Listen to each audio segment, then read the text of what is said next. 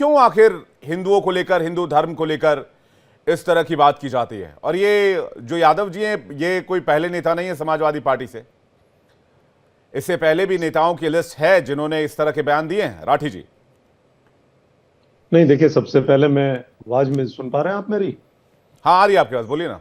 मैं ये बता दूं कि हिंदू तो ना कहिए, इनको तो ज्यादा अच्छा है। अगर आप कहेंगे हिंदू बीजेपी वालों को, या कहें हिंदू, अपने आप में एक अलग शब्द है। उसकी परिभाषा को तो अभी ये लोग जानते ही नहीं है। हिंदू की क्या परिभाषा है?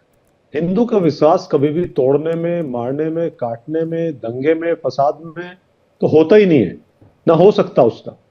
लेकिन जिन गुरु के चेले हैं सारे, जिन गुरु ने अपनी किताबें लिख दी, आजकल उन किताबों की भी बहुत चर्चा है। जो जिनकी पूरी विचारधारा पे ये लोग आगे बढ़ रहे हैं, उनको अगर हम पढ़े, मैं कह रहा हूं कि 2 किताबें छोड़िए, उनकी केवल बंच ऑफ थॉट्स पढ़ लीजिए। उसमें अगर आप पढ़ेंगे तो उसमें देखिए किस तरीके से लोगों को उग्र बनाने की वकालत की गई है। और उसमें जब हम लोग पढ़ते हैं, तो लेके जब से भारत का आजादी का आंदोलन शुरू हुआ, तो इनका योगदान एक जो कन की उंगली होती है उसके नाखून के बराबर भी इनका योगदान नहीं मिलेगा। ये हमेशा अंग्रेजों से मिले हुए पाए गए उसमें। और जब उसके चलते हुए अगर उस पूरी विचारधारा को देखें, उसका कंक्लूजन देखें हम, तो जो इन्होंने बीज बोया है, वही बीज, वही तो पेड़ बन के अब तैयार हुआ है।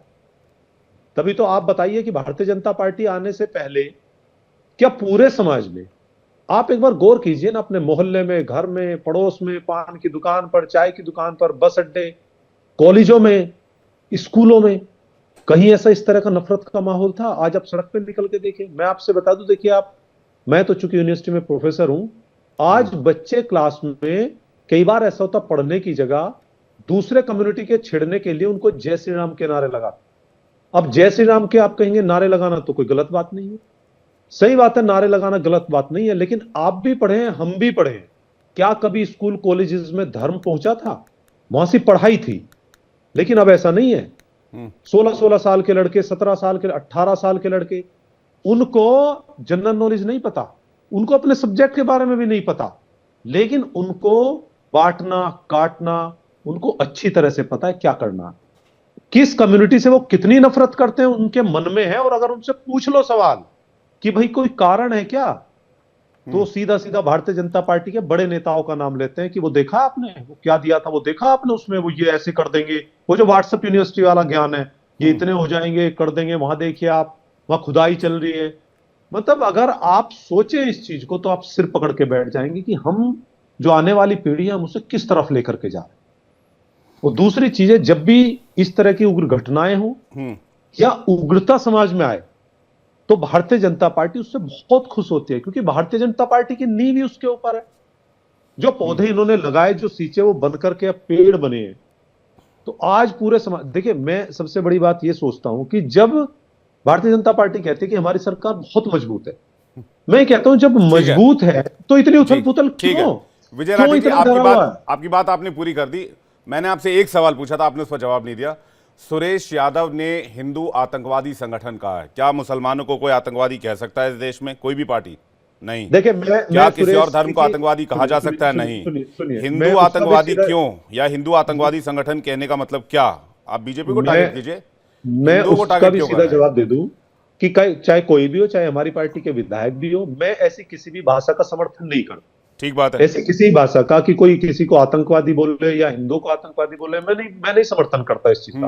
और मैं सोचता हूं चाहे कोई भी है, उसको भाषा में और शब्दों के चयन में बहुत ही सावधानी बरतनी चाहिए। जी ठीक है, मैं ऋचा सिंह जी के पास आ रहा हूं। ऋचा सिंह जी, भाई सीधे सीधे कहा गया है कि आप लोगों ने इस देश में नफरत बढ़ाया है, हिंदू आतंकवादी संगठन, बीजेपी का नया नाम रखा गया। जी देखिए, समाजवादी पार्टी बाबा साहब भीमराव अंबेडकर जी के विचारों की विरोधी पार्टी है, संविधान विरोधी पार्टी है, लोकतंत्र विरोधी पार्टी है, हिंदू और सनातनी विरोधी पार्टी। जब इस तरीके का बयान समाजवादी पार्टी के 3 बार के विधायक देते हैं, तो एक बात तो विवेक जी स्पष्ट है कि इसमें समाजवादी पार्टी की सहमति के बिना इस तरीके के बयान नहीं आ सकते। लेकिन सवाल इस बात का है कि इस तरीके के बयान देने के बाद समाजवादी पार्टी अपने विधायकों के या फिर जो लोग भी इस तरीके के तमाम आपने बयान गिनाए उनके पक्ष में खड़ी नजर आती है। ये जिस तरीके का बयान आया है ये बेहद शर्मनाक बयान है, बेहद इसकी निंदा की जानी चाहिए। और साथ ही साथ ये देश के संविधान का जो लोकतांत्रिक प्रक्रिया से चुनी गई सरकार है, संवैधानिक प्रक्रिया से चुनी गई सरकार है, तीसरी बार बहुमत की सरकार बनी है भारतीय जनता पार्टी की।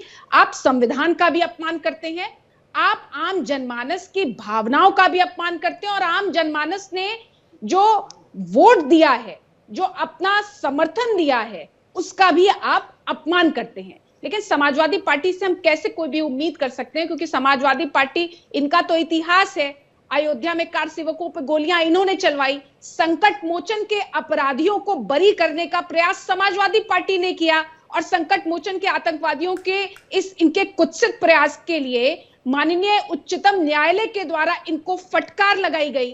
ये कहीं ना कहीं तुष्टीकरण में इस तरीके से अंधे हो चुके हैं कि एक वर्ग विशेष को खुश करने के लिए ये किसी भी सीमा तक जा सकते हैं। और देखिए, ये कोई समाजवादी पार्टी का पहला प्रयास नहीं है।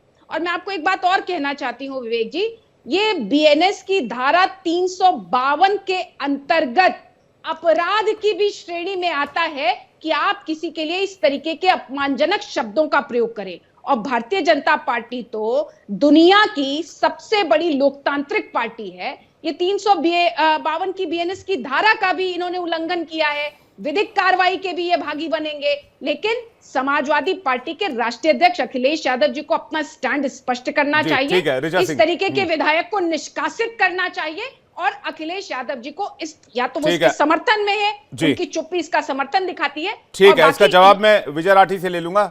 लेकिन क्या आप अपीसमेंट की पॉलिटिक्स नहीं करती हैं? नहीं, हम तो अपीसमेंट की पॉलिटिक्स कतई नहीं करते। सबका साथ सबका विकास, सबका साथ सबका विकास। आप मुझे पूरे देश में, मैं तो आपको चैलेंज के तौर पे कहती हूं, आप मुझे पूरे देश में एक योजना बता दें जिसमें किसी भी आधार पे धर्म और जाति का योजना इस देश में वैसे भी धर्म और जाति के आधार पर लॉन्च नहीं की जा सकती। नहीं, बिल्कुल नहीं लॉन्च की जाती है। लेकिन जब समाजवादी पार्टी अपने मंचों से ये कहती है कि वो मुस्लिम आरक्षण देगी, तो क्या ये संविधान विरोधी नहीं है? ये क्या अपीसमेंट की पॉलिटिक्स नहीं है? और किसी भी तरीके की अपीसमेंट की पॉलिटिक्स अगर भारतीय जनता पार्टी ने की हो तो बता दीजिए। लेकिन दिक्कत ये है 80-20 11 बच्चे वाले ले जाएंगे, 80-20 बटेंगे तो कटेंगे, अपीसमेंट नहीं तो क्या है? नहीं, हम लोग तो कहते हैं किसी को भी देश में बंटना नहीं चाहिए, किसी को भी देश में बंटना ऋषि जी, एक सेकंड में आ रहा हूं आपके पास, उससे जवाब ले लेंगे। ऋचा जी प्लीज। किसी को भी देश में बंटना नहीं चाहिए। और बिल्कुल, ये तो हमारे देश का इतिहास कहता है कि जब जब हम बटे हैं तब तब हम कटे हैं। आप चाहे आजादी से पहले का इतिहास देख लीजिए, आप चाहे संभल में देख लीजिए कि 1978 में 184 हिंदुओं की जलाकर हत्या कर दी गई, लेकिन समाजवादी पार्टी का एक भी बयान नहीं आया। समाजवादी पार्टी ने अपनी तरफ से उनके लिए शोक संवेदना भी व्यक्त करने की कोशिश नहीं की। तो अपीसमेंट की पॉलिटिक्स करना इनकी मजबूरी है। अमितोष पारिक, इसके बाद ऋषि मिश्रा और महंत रामदूत दास जी आपके पास आ रहा हूं। अमितोष पारिक, क्यों ये ट्रेंड चल पड़ा है हिंदुओं को कुछ भी कहना, या हिंदुओं, मैं पार्टी पॉलिटिक्स की बात यहां नहीं कर रहा हूं, मेरा अमितोष पारिक से सीधा सवाल है। मैं आपको याद दिलाना चाहूंगा, अभी थोड़े दिन पहले केशव प्रसाद मौर्य, माफ कीजिएगा, स्वामी प्रसाद मौर्य ने क्या कहा था रामचरितमानस को लेकर।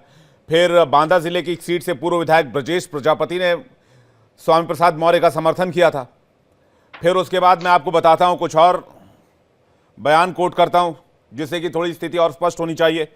सनातन धर्म को समाप्त कर देना चाहिए, उदयनिधि स्टालिन कहते हैं। सनातन धर्म बीमारी के समान है, प्रियांक खड़गे कहते हैं। सनातन धर्म में कई विकृतियां, मनोज झा कहते हैं। एड्स और कुष्ठ रोग जैसा सनातन धर्म, ए राजा कहते हैं।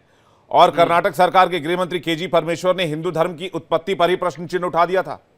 तो ये तो है इस देश में बहुसंख्यकों की आस्था की इज्जत।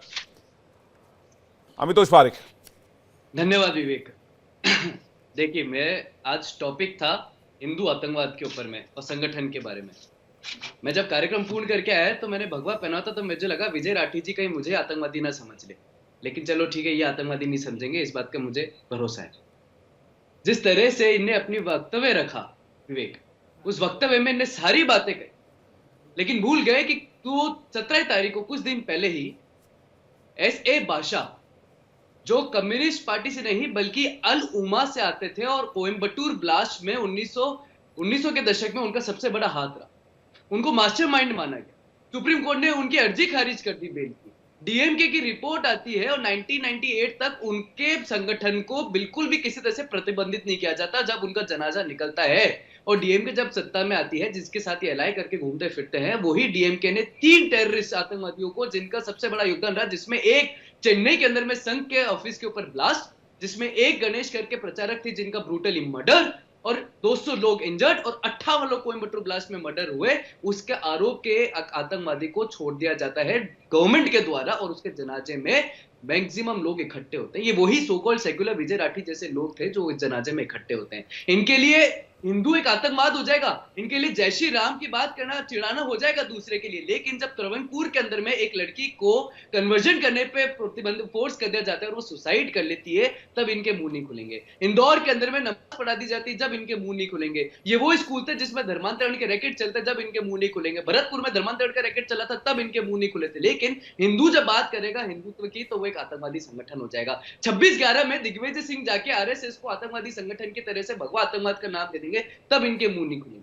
लेकिन जब वहां पर आतंकवादी पकड़ में आएगा, तब इनको लगेगा मानव अधिकार का उल्लंघन हो रहा है। ये उसी विचारधारा से आते हैं विवेक जी, जिस तरह से हम कुछ दिन पहले फलस्तीन के बैग लेते हुए घूमते हुए लोग मानव अधिकार की बात कर रहे थे। ये वही लोग हैं जो सपा के अंदर में जब कार सेवकों पे इन्हीं के पूर्व पार्टी के सांसद ममून खान का इन्वॉल्वमेंट फेक पीएसी बटालियन के ऊपर आता है और जो कार सेवकों पे गोली चलाते हैं, तब इनके मुंह नहीं खुलेंगे। 1980 में एमपी सक्सेना कमीशन रिपोर्ट आती है जिसमें बताया जाता है 25 हिंदू जले, तब इनको आतंकवाद नहीं लगेगा। जहां पर एक एडिशनल एडीएम को घसीट के मार दिया जाता है इन्हीं के कार्यकाल में, तब इनका मुंह नहीं खुलेगा। राम गोपाल मिश्रा के नाखून खींच के उसको मार दिया जाता है, तब इनका मुंह नहीं खुलेगा। जी लेकिन अमितोष जी, लेकिन आपको तो बोलना चाहिए ना, वीएचपी को तो बोलना चाहिए ना इस मामले में, कम से कम। क्यों नहीं बोल रहे? मैं आज आपके समक्ष बैठा हूं। नहीं, आप अभी आपको आमंत्रित किया गया, आप बोल रहे हैं, इसमें कोई दो राय नहीं है, सब कुछ स्क्रीन पर है। लेकिन विश्व हिंदू परिषद ऐसे मामलों को एस्केलेट नहीं करेगा, उठाएगा नहीं, कौन उठाएगा फिर? नहीं, किसने कहा नहीं उठाएंगे विवेक जी? निसंदेह जब हम आपके समक्ष बैठ के इस बात का विरोध कर रहे हैं, तो जागरूकता भी है और निसंदेह है समाज के अंदर भी इस बात को उठाया जा रहा है। अगर हम आज बात करके, हमारी बहन जो प्रवक्ता बीजेपी से आ रही, उन्होंने कहा तो हमारे लिए हिंदू भाजपा नहीं, और मैंने कुछ दिनों पहले आप ही के माध्यम से कहा था, हिंदू मतलब पार्टी से ऊपर, हिंदू मतलब संगठन से ऊपर, हिंदू मतलब राष्ट्र। और जब इस तरह की बात करेंगे तो पूरा राष्ट्र साथ खड़ा है, पूरा हिंदू समाज साथ खड़ा है। हमारे को जय श्री राम के नारे लगाने में आपत्ति नहीं है। एक मिनट विवेक जी, लेकिन इनसे पूछिएगा विवेक राठी से, जब कर्नाटक में, हल्द्वानी के अंदर में, महाराष्ट्र में, बॉम्बे में, उत्तर प्रदेश में लोगों से अल्लाह अकबर के नारे लगा दिए जाते हैं, उनको मार दिया जाता है, और उत्तराखंड के अंदर एक बच्चे को घसीट के अल्लाह अकबर के नारे लगाने को मजबूर कर देता है, तब कहा चल जाते हैं। मैं विजय राठी जी इसका जवाब लेने आपके पास आऊंगा। ऋषि मिश्रा कुछ कहना चाह रहे हैं, सारे मेहमानों से एक रिएक्शन ले लूं। ऋषि मिश्रा जी, क्यों ये देखा जाता है भाई हिंदू धर्म को ही बार बार टारगेट किया जाए? देखिए, समाजवादी पार्टी में यदि ऐसे विधायक, ऐसे नेता हो, तो दुश्मनों की जरूरत नहीं है। इस प्रकार के बयान से आप किसको मौका देना चाहते हैं? एक तो आप खुद के पॉलिटिकल पर्सपेक्टिव को कमजोर करते हैं, पार्टी के पॉलिटिकल पर्सपेक्टिव को कमजोर करते हैं। मैं तो अखिलेश यादव से ये कहना चाहूंगा कि ऐसे नेताओं पे आप कार्रवाई कीजिए। आप एक तरफ पीडीए की बात करते हैं, पीडीए में क्या हिंदू नहीं आता है? मेरा सवाल ये है कि वो विधायक खुद हिंदू है, तो मतलब इस प्रकार की बातें करने से क्या फायदा होता है? आप पार्टी को मजबूत कर रहे हैं या पार्टी को नुकसान पहुंचा रहे हैं? नंबर 1। नंबर 2, हिंदू मुस्लिम बात देखिए, ये दुकानदारी है, इन लोगों की दुकानदारी है। ये लोग अपनी दुकान चलाना चाहते हैं, इनको ना हिंदू से मतलब है ना मुस्लिमों से मतलब है।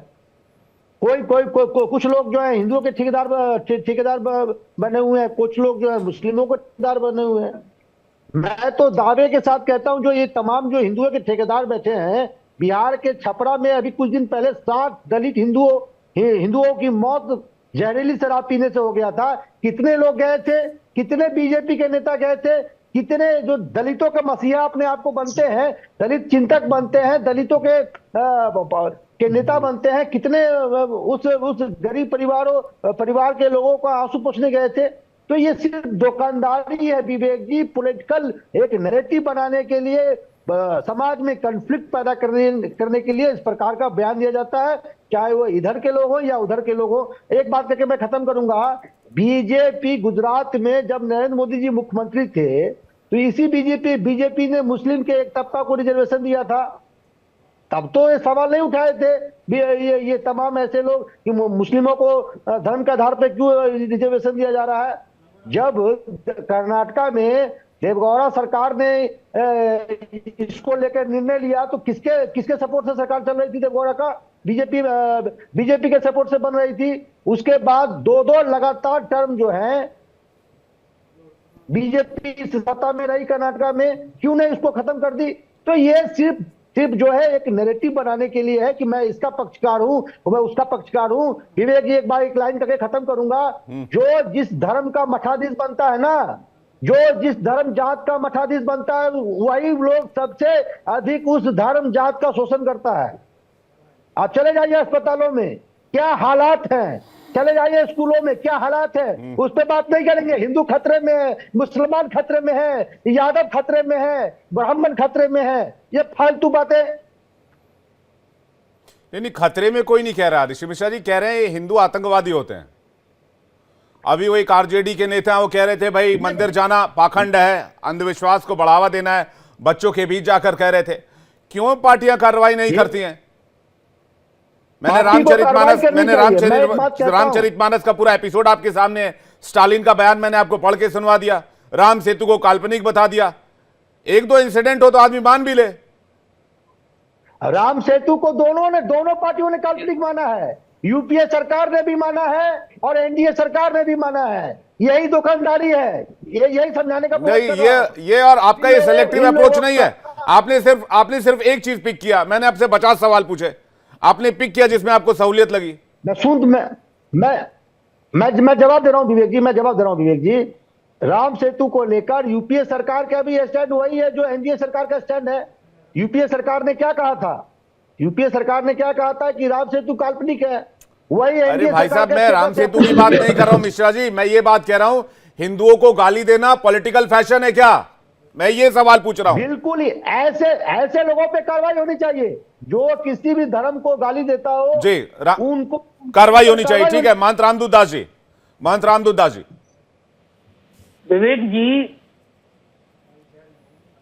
एक चांद कादरी का शेर है कि जीत ली थी जंग हमने तो हमारे किस लिए, बायकी अपना ही कोई शख्स गद्दारों में था। आज भारत की देश की जो सबसे बड़ी समस्या है, आज वो समस्या मुख्य रूप से हमारा आंतरिक कलह जो फैला हुआ है, ये सबसे बड़ी समस्या है।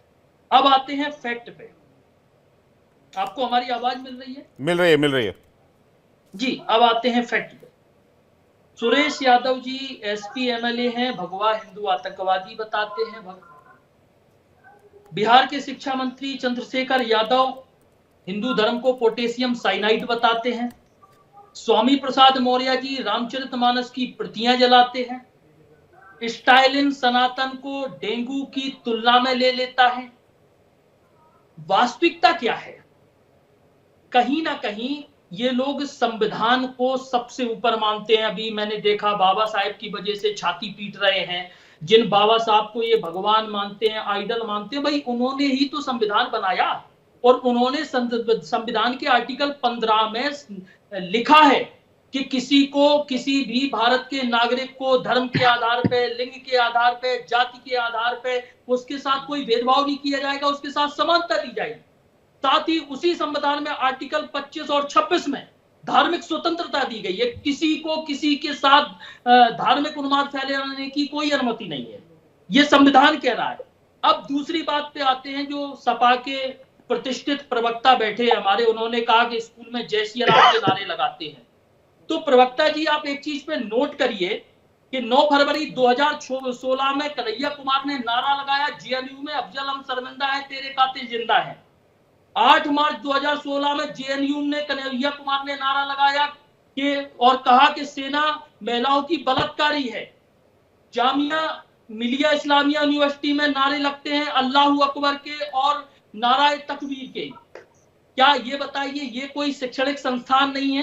क्या ये कोई शिक्षा के घर नहीं है? क्या ये स्कूल नहीं है? शिक्षा के मंदिर नहीं है? तब आपने नहीं कहा। और आपकी अलायंस पार्टी कांग्रेस में आज कन्हैया कुमार को सम्मान मिला, तब आपकी रूह नहीं कांपी, तब आपको बुरा नहीं लगा। अगर जय श्री राम का अभिवादन का नारा कहीं किसी स्कूल में लग गया देखिए, पहले तो सनातन धर्म सिखाता है कि शांति प्रिय रहो, सबको अपना समझो, सभी के साथ भ्रातृत्व व्यवहार करो, क्योंकि ये सिर्फ सनातन की सुंदरता है। आप किसी कथा में गए होंगे, किसी भागवत में गए होंगे, किसी मंदिर में गए होंगे, वहां जब कोई भी नारे लगते हैं तो सबसे पहले कहा जाता है कि धर्म की जय हो, फिर कहा जाता है अधर्म का नाश हो, फिर कहा जाता है प्राणियों में सद्भावना हो, फिर कहा जाता है विश्व का कल्याण हो। तो ऐसा सनातन, ऐसा हिंदुत्व जो पूरे विश्व के कल्याण की भावना रखता है, उसे आप धार्मिक उन्माद से, उसे आप हिंदू आतंकवाद से, उसे आप आतंकवाद से जोड़ रहे हैं। आपको शर्म नहीं आती? आप उनका सपोर्ट कर रहे हैं। और अगर एक मांग में और चाहूंगा पूरे भारत के जनमानस से, पूरे भारत के हिंदुओं से, कि कहीं ना कहीं अगर सुरेश यादव ने हिंदुओं को, ये कोई बीजेपी और कांग्रेस की लड़ाई नहीं है, ये कोई राजनीतिक लड़ाई नहीं है। आप बीजेपी पे स्पष्ट तंज करते, बीजेपी निपट लेती, लेकिन ये हिंदुओं पे तंज किया गया है। पूरे भारत के 100 करोड़ हिंदुओं पे तंज विवेक जी बहुत समय दे दिया। मैं आ रहा हूं विजय राठी जी, पूरा कर लीजिए उनको। सुन लीजिए, आप सुन लीजिए राठी जी, मैंने सुना आपको, मैं बोला नहीं बीच में। ये पूरे 100 करोड़ हिंदुओं पे तंज है। और देखिए, अगर कोई भी गलती से हो तो माफी के काबिल होती है, लेकिन जानबूझ से के और किसी एक विशेष वर्ग के लिए बोली गई बात, जी ये राठी जी, पश्चाताप से खत्म होती है। राठी जी, मैं सबसे पहले एक बात बता दूं विवेक जी, मैंने बहुत ध्यान से सुन लिया सबको, लेकिन मुझे नहीं लगता इन लोगों में अभी मैं जवाब दूंगा तो इतना पेशेंस रह पाएगा। यही इन लोगों की खासियत है, चाहे महंत राजू जी हो या दूसरे बीजेपी के प्रवक्ता हो या विश्व हिंदू परिषद के, इनका पेशेंस जो है ना, उसकी पोल मैं अभी खोल दूंगा 2 मिनट में। देखिए यहीं से शुरू कर दूं मैं। महंत साहब बैठे हैं, महंत साहब का तो मुझे पता नहीं क्या है, कितने % हैं ये लोग, लेकिन परिवार में शायद अपने बेटे को या भाई को किसी मंदिर में पुजारी बनाने के लिए, महंत बनाने के लिए नहीं है प्रेरित करेंगे, या उसे स्कूल भेजेंगे और स्कूल में कहेंगे कि जाकर के पढ़ना, नारे मत लगाना, ये कहेंगे। यही तो बहरूपिया है आज हिंदुस्तान में। और अभी जो विश्व हिंदू परिषद के थे, इनसे भी अगर पूछूं तो इनके भाई बंद, चाचा ताऊ के स्कूल में, कॉलेज में पढ़ रहे होंगे, उनको नौकरी लगा दी होगी, और क्या बोल रहे होंगे दूसरे को, और दूसरे को बोलते हैं कि ये विश्व के हिंदुओं की रक्षा कर रहे हैं। देखो फिर बीच में बोल रहे, फिर बीच में बोल रहे, मैं नहीं बोल रहा। अब सुन लो, अब हिम्मत है तो सुनो ना, अब हिम्मत है तो सुनो, अरे हिम्मत है तो सुनो ना, सच्चाई कर दूंगा। आशाराम, राम रहीम, भगवा पहनने वाले चिन्मयानंद, ये कौन थे? कौन था चिन्मयानंद?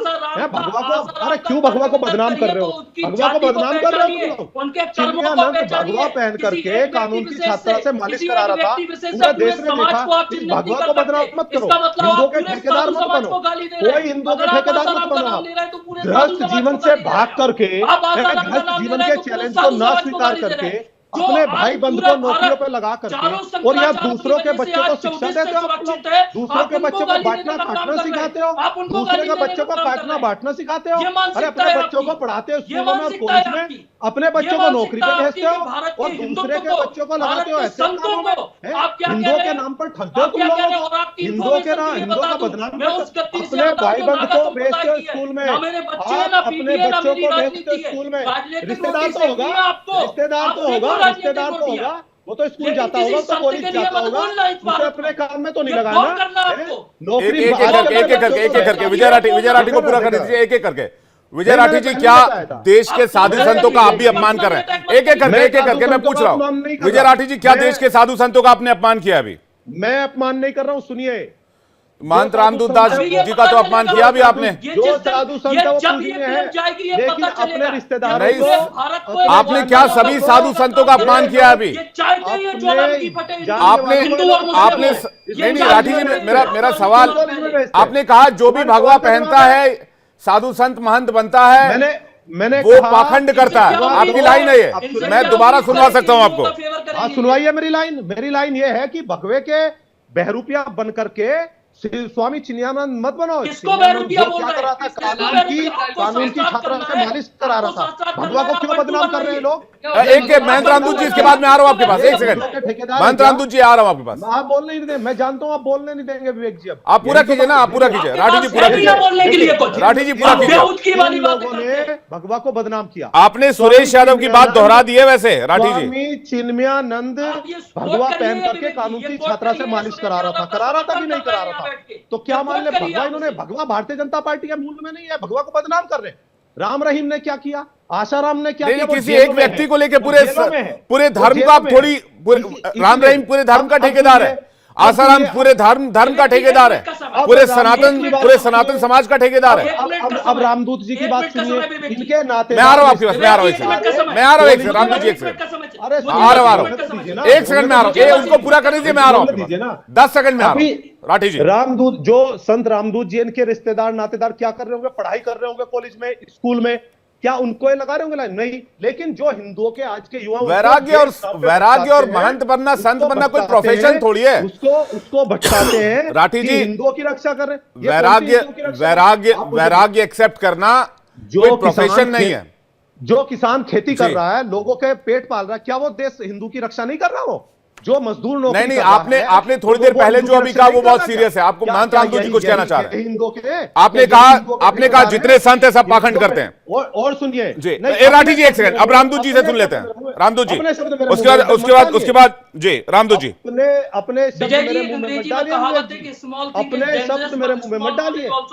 संत के भेष में जो लोग हिंदुओं के ठेकेदार बनते हैं उनका। विजय राठी जी एक सेकंड, रामदूत जी और अमितोष पारिक। रामदूत जी, ये अपने अल्प ज्ञान की वजह से यहाँ मीडिया पे बैठ गए। आप राम रहीम की बात कर रहे हैं, आप आसाराम की बात कर रहे हैं। आप पता करिए आसाराम का गुरु कौन था, आप पता करिए आसाराम किस गुरु से दीक्षा होते हैं, आप पता करिए। भारतीय जनता पार्टी के नेता, भारतीय जनता पार्टी के सारे नेता पैर छूते थे, भारतीय जनता पार्टी के सारे नेता पैर छूते थे उनकी, भारतीय जनता पार्टी के सारे नेता पैर छूते थे। जो बोल रहा हूँ वो सुन, एक एक करके भाई साहब, एक एक करके को पैनलिस्ट प्लीज ऐसे नहीं। रामदूत जी एक सेकंड, रामदूत जी अमितोष पारिक को स्क्रीन पे लीजिए प्लीज। रामदूत जी अमितोष पारिक को, विजय राठी एक सेकंड रुक जाइए, मैं आ रहा हूं आपके पास। विजय राठी एक सेकंड में आ रहा हूं, विजय राठी जी एक सेकंड में आ रहा हूं। विजय राठी जी काम डाउन, विजय राठी जी पेशेंस वाला होता है। नहीं, सबको पेशेंस है, मैं कह रहा हूं सभी पेशेंस में है। रामदूत जी पूरा कर लीजिए आप, फिर मैं अमितोष पारिक आपके पास आ रहा हूं। विजय जी, राठी जी की नॉलेज के लिए बताऊं, मैं एमए हूं, खेती करता हूं, संतता भी करता हूं, हिंदू मेरा धर्म है, जाति से ब्राह्मण हूं, कर्म से वेदपाठी ब्राह्मण हूं और एक मंदिर का महंत हूं। तो कृपया उंगली तब उठाइए जब उसके बारे में नॉलेज हो। आपने पूरे भारत के साधु संत जो भगवा पहनता है उसका अपमान किया है, उसकी तुलना आसाराम और राम रहीम से की है। अगर आपने ऑन मीडिया माफी नहीं मांगी तो ये भारत में बहुत बुरी स्थिति बनेगी। आप इसको श्राप मानिएगा, एक साधु का आपने अपमान किया है। एक साधु का अपमान करना क्या होता है विजय राठी जी, ये पर्सनल आपको पता चलेगा। ये मीडिया नहीं है, ये राजनीति नहीं हो रही है। ठीक है, अमितोष पारिक, विजय राठी। रामदूत जी एक सेकंड दीजिए, अमितोष पारिक कुछ कहना चाह रहे हैं, मैं आ रहा हूं 10 सेकंड के बाद आपके पास। अमितोष पारिक और विजय राठी। अमितोष पारिक जी। विवेक जी, शुरू में बड़ी बड़ी बातें करने वाले लोग अंत में वही करते हैं जो उनकी विचारधारा होती है, और वो विजय राठी ने दिखा दिया कि उनकी विचारधारा क्या है। भगवा के हिंदू का प्रतीक है क्या? भगवा इस देश का प्रतीक है, इस आस्था का, सभ्यता, संस्कृति का प्रतीक है। इन्होंने इस तरह की बात करके भगवान राम का लांछन किया, इस तरह की बात करके भगवान कृष्ण का किया है, इस तरह की बात करके विजय राठी जी सुनिए, एक सेकंड में आ रहा हूं। संतों का अपमान विवेक जी, जो 1966 में गोली चलवाकर भगवा बुद्ध का रंग था, भगवा गुरु गोविंद सिंह का था। तुमने तो बदनाम किया भगवा को।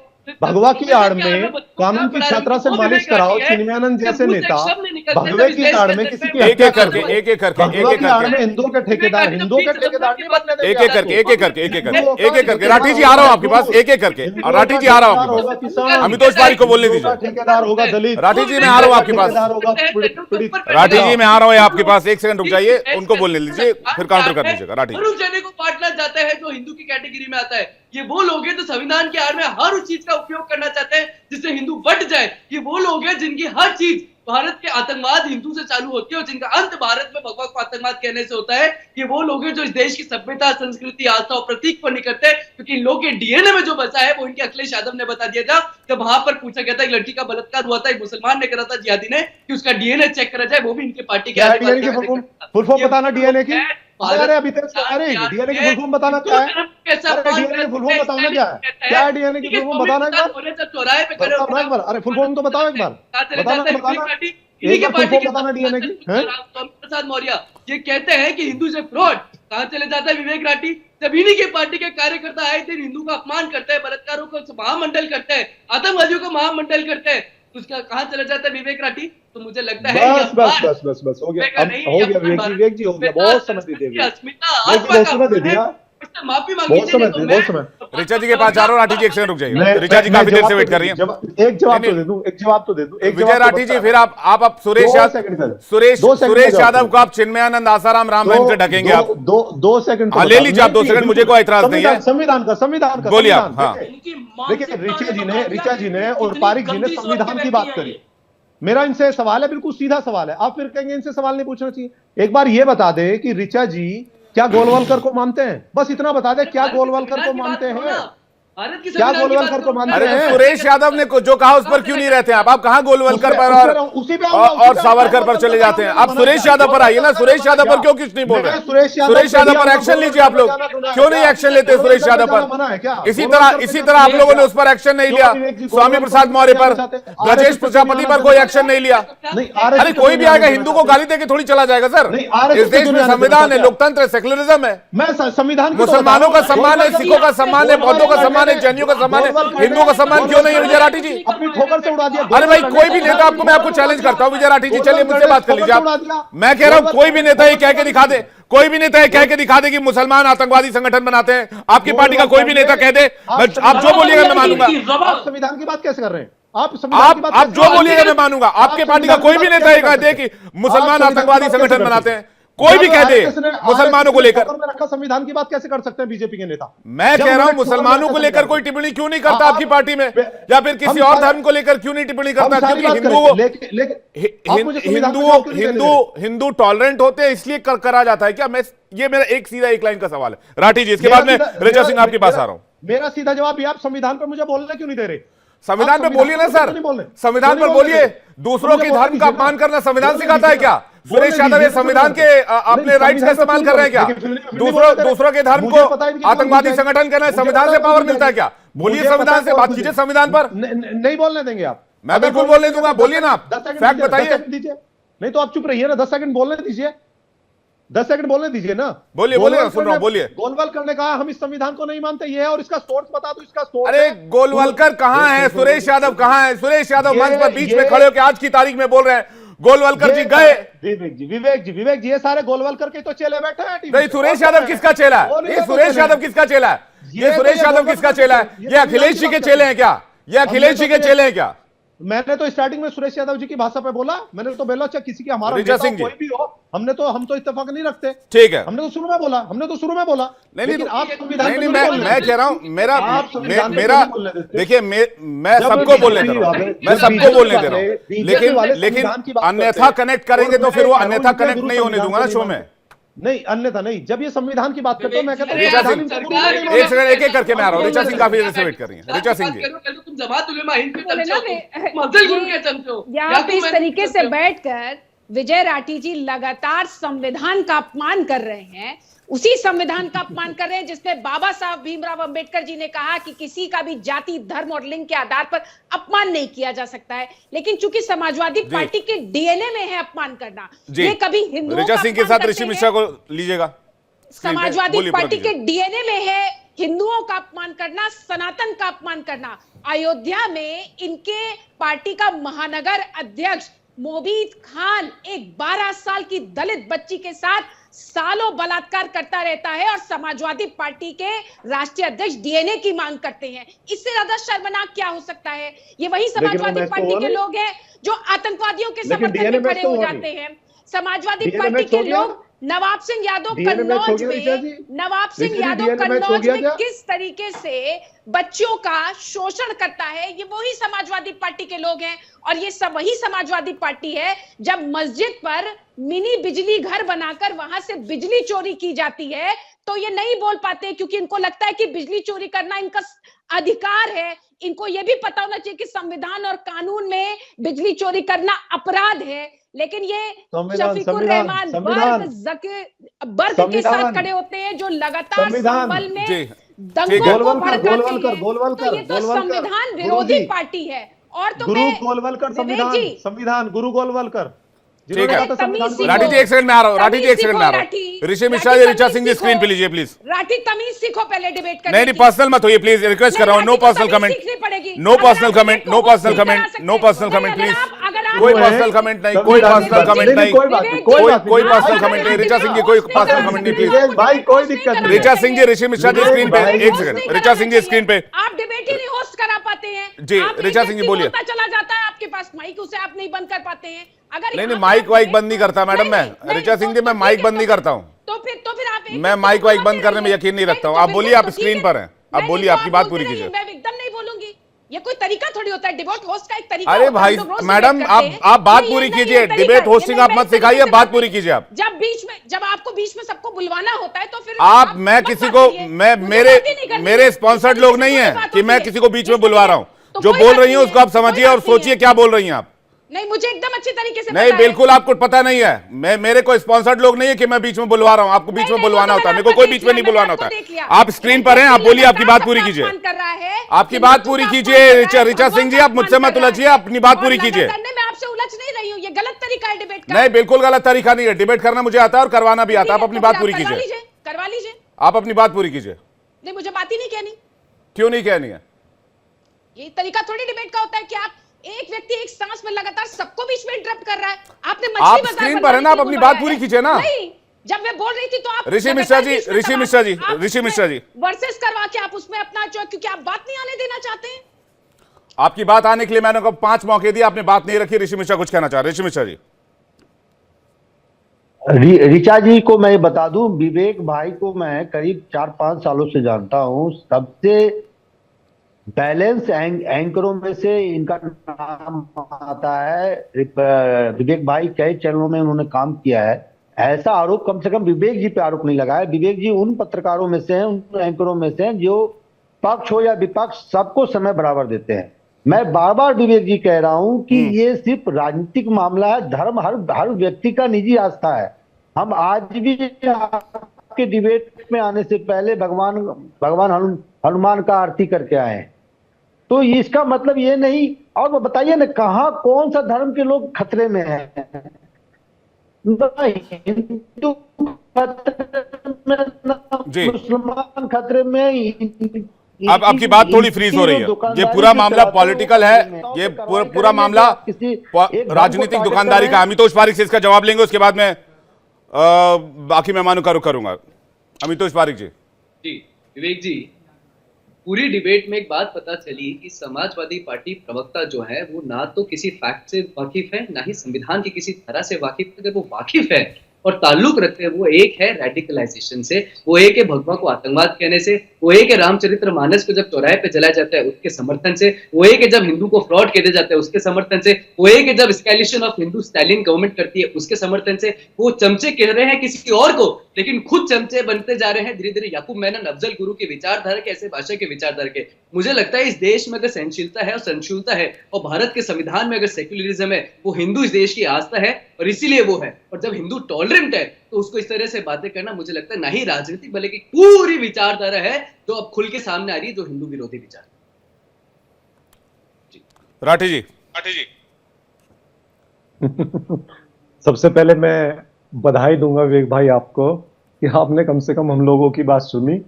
और ऐसे देखिए, बहुत कम पत्रकार ऐसे होते हैं जो, सही बात है, बैलेंस होकर के चलते हैं। लेकिन मैंने पहले ही कहा था कि इनमें अगर थोड़ा सा इनका गड़बड़ हो जाए तो पेशेंस नहीं होता। वो शायद चली गई। अभी ये भी बोल रहे थे पारिक जी से मेरा दरअसल में ध्यान रहता है केतन पारिक, वो जो 2.5 करोड़ के उसमें फ्रॉड में ना स्टॉक एक्सचेंज में हुआ था, तो वो केतन पारिक याद आते हैं बार बार। चलिए, तो अपने भाई हैं। लेकिन मैंने नहीं चमचा नहीं, भी मेरे को एक आप बार अपना भी भाई यूज मत नहीं कहिए किया। भाई साहब। मैंने मुझे तो अपना मैंने भाई मैंने मत किया। मैं ऐसे हिंदू विरोधी लोगों के भाई बनना पसंद नहीं करता। ठीक है ठीक है। आप भाई अपने मैंने उनको कहिए जिनने रामगोपाल अच्छा मिश्रा की ठीक है नागरिकता की हत्या करी। ठीक है ठीक है आप ठीक है कहिए ठीक है जिन्होंने ठीक है चार ठीक सिखों पे है। गोली अरे चलाई। ठीक है भाई आप ठीक भाई है। जो रामचरित्र मानस को चलाते मुझे ना। अरे ठीक है भाई, केतन पारिक के भाई तो कह नहीं, सकते हैं, आप वो भी भाई आपके मत बोलो। भाई को। आप नहीं अपने नहीं, शब्द वापिस लो। केतन पारिक के भाई जो 2.5 करोड़ के जालसाजी में, यार उसका ढंग भाई की तो कह बात सकते करें हैं। ना विवेक, चलिए, क्या बोले अच्छा जा रहे चलिए, हैं? अच्छा चलिए सुनिए। देखिए, चमचा वर्ड मैंने एक बार भी यूज नहीं किया, मैंने चेले यूज करा, तो ये वर्ड जो मैंने आपके चमचा दिमाग में कहते चलता है आप ना, वो भी आ गया। बोलोगे वो थोड़ा मैंने बोलेंगे। मैंने मैंने मैंने चेला कहा। दूसरा मैं एक चीज बता दूं आपकी, जो आप लोगों की राजनीति चलती है ना, विश्व हिंदू परिषद को मैं बहुत करीब से जानता हूं, और चाहे तोगड़िया जी हो, उनसे हमें मिलने का भी मौका मिला, मैं जानता हूं बहुत करीब से। जिस जगह में हूं, हाँ। यहां भी हिंदू संगठन है। लेकिन जो आप चलाते हो ना, जिस बारूद के ढेर पे आप हिंदुस्तान को रखना चाहते हो, वो हिंदुस्तान की जनता को, चाहे वो अगड़ा हो, पिछड़ा हो, दलित हो, सबको मजदूर पता है हो, विवेक राठी महिला हो, कौन क्या छात्र हो, करता है, किस तरह का उसे नैरेटिव सेट उसे करता है, सबको स्वीकार पता नहीं है। होगा। विवेक वो कभी राठी स्वीकार जी नहीं जो करेगा। पार्टी की आप चमचागिरी क्या करते करके हैं? प्रोफेसर आप बनते हैं, इस तरह की बातें नहीं ठीक होने है। देते भाई। आप दरअसल में पता है आप क्या जो करते प्रोफेसर हैं? बने हो आप प्रोफेसर, लोगों मैं के तो बच्चों का भविष्य सोच रहा हूँ आपके हाथ में अपना किस खुद तरह से जा रहा भविष्य है। बनाते हो। आप अपना भविष्य बनाते हो, अपना पढ़ते हो, कॉलेज जाते हो, यूनिवर्सिटी जाते हो, लेकिन दूसरे को आप खड़े इसी नहीं होता चीज है। में झोंकते हो, अरे हिंदू वो और आका मुस्लिम जी में। की नारे नहीं लगाने दूसरे को लगता आप है। झोंकते हो उसमें हो। आप आप तो दूसरे को हिंदू अगर हो मुस्लिम गए में झोंकते हो। खड़े आपका होते हुए व्यापार ही दिखेंगे। इससे वो चलता है। अफजल गुरु तेरे आपको ना कातिल जिंदा किसान है, से हम लेना, जिंदा है, आपको ठीक ना है। मजदूर और से मैं लेना, कहता हूँ मालूम आपको ना गवर्नमेंट महिला के से तो लेना, बहुत ना कहता हूँ बच्चों के अफजल रिजल्ट से गुरु लेना, है, ना नौकरी से वज्र लेना, ज्यादा ना जिंदा है। महंगाई से ये लेना, विष्णु ना परिषद है। बिजली से ये लेना, विवेक ना राठी, आप हमें मत यूनिवर्सिटी से समझिए लेना, कि बारूद ना पर सड़क से कौन है। लेना, ना रेलवे आप लोग स्टेशन से इस लेना, तरह ना से देश अस्पताल का से लेना, पूरा टूट ना जाके महंगाई भगवा से, ना पाता बीमारी से लेना। था। आपको किसी चीज से कोई मतलब नहीं है। सिर्फ हिंदू मुस्लिम कैसे बटे और कैसे देश पे आंच है, आपको दंगा फसाद, उससे लेना देना है। कौन अस्पताल विजय बना राठी रहा है, जी, कोई यूनिवर्सिटी बना रहा है, आपने कोई बहुत कॉलेज अच्छी बना, बात आपको कही। कोई विजय राठी मतलब जी, नहीं है। विजय राठी कोई जी, मतलब आपने नहीं है बहुत आपको अच्छी बात इससे। कही। सुरेश यादव जी को तो यही सोचना चाहिए था जो आप सोच रहे हैं। देश के मैंने स्कूलों की बात करें, देश के कॉलेजेस की बात करें, अच्छा, महंगाई की क्या बात मैंने करें, समर्थन बेरोजगारी किया? की बात करें, इन्फ्लेशन की विवेक बात जी, करें। क्या मैंने समर्थन किया उनकी नहीं, भाषा मैं का? क्या मैंने समर्थन नहीं, समर्थन किया? मैं एक आपकी पार्टी के एक बताइए, नेता हमने की तो सोच समर्थन पर सवाल उठा रहा हूं। जैसी नहीं, आपकी सोच सोच की है, बात- वैसी सुरेश यादव की भी सोच होनी चाहिए थी। बिल्कुल बिल्कुल निसंदेह। लेकिन तो यहाँ उनकी बैठे तो सोच हम तो कुछ कहते अलग हैं, है। क्या कहता हम हूँ, तो कहते हैं हमारी भी सोच ऐसी हो, पारिक जी की भी सोच ऐसी हो, संत साहब की भी हमारी तो सोच जैसी ऐसी सोच है हो, विवेक सबकी राठी सोच जी, हम ऐसी हमारी हो। सोच संभाल ऋषि लेंगे। मिश्रा आप आगे, ऋषि मिश्रा कुछ कहना चाह रहे थे। ठीक है तुम्हारी- राठी जी, मैं आ रहा हूं, उसके बाद रामदूत दास जी के पास जा रहा हूं। ऋषि मिश्रा जी, ऋषि मिश्रा जी, आवाज आ रही है आपको?